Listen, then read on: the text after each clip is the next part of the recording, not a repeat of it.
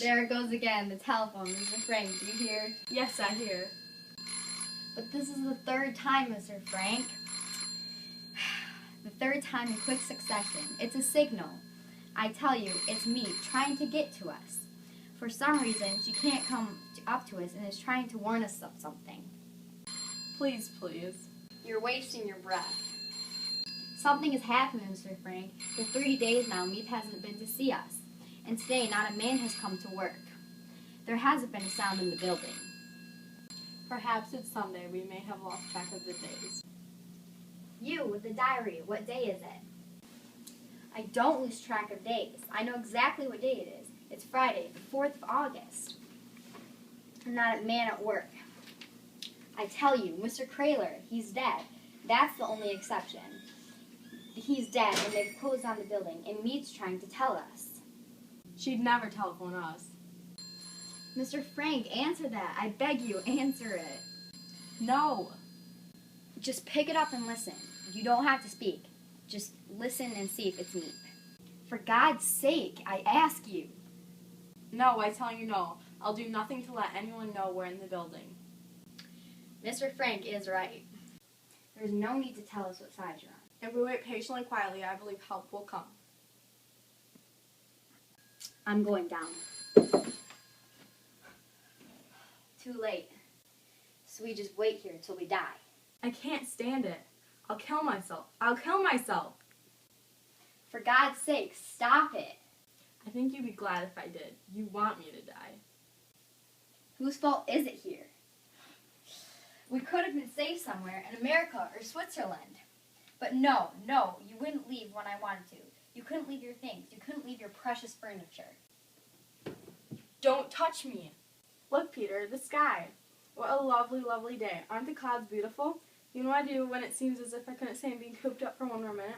I think myself up. I think on a walk in the park where I used to go with him, where the jonquils and the crocuses and the violets grow down the slopes. You know the most wonderful part about thinking yourself out? You can have it any way you like. You can have roses and violets and chrysanthemums all blooming at the same time. It's funny. I used to take it all for granted. And now I've gone crazy about everything to do with nature. Haven't you? I've just gone crazy. I think if something doesn't happen, if we don't get out of here, I can't stand it much more. I wish you had a religion, Peter.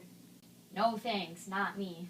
Oh, I don't mean you have to be orthodox or believe in heaven and hell and purgatory and things. I just mean some religion. It doesn't matter what, just to believe in something. When I think of all that's out there, the trees and flowers and seagulls, when I think of the dearness of you, Peter, and the goodness of the people we know, Mr. Kraler, Meep, Dirk, and the vegetable man, all risking their lives to us every day. When I think of those good things, I'm not afraid anymore. I find myself in God and I. Fine, but when I begin to think, I get mad. Look at us. Hiding out here for 2 years, not being able to move. Caught here, like waiting for them to come and get us. And all for what? We are not the only people that have had to suffer. There have always been people that have had to. Sometimes one race, sometimes another, and yet... That doesn't make me feel any better. I know it's terrible trying to have any faith when people are doing such horrible...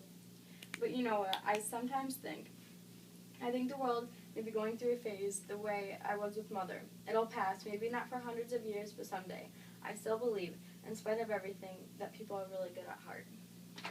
I want to see something now, not 1,000 years from now. But Peter, if only you look at it as a great pattern, that we're just a little minute in the life. Listen to us, going at each other like a couple of stupid grown-ups.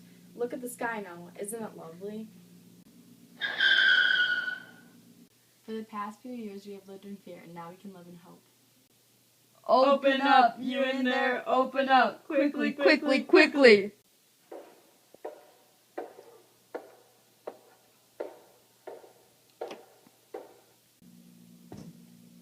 And so it seems our stay here is over.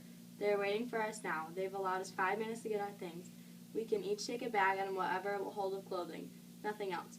So, dear diary, that means I must leave you behind. Goodbye for a while. P.S. Please, please, me or Mr. Kraler or anyone else, if you should find this diary, will you please keep it safe for me, because someday I hope.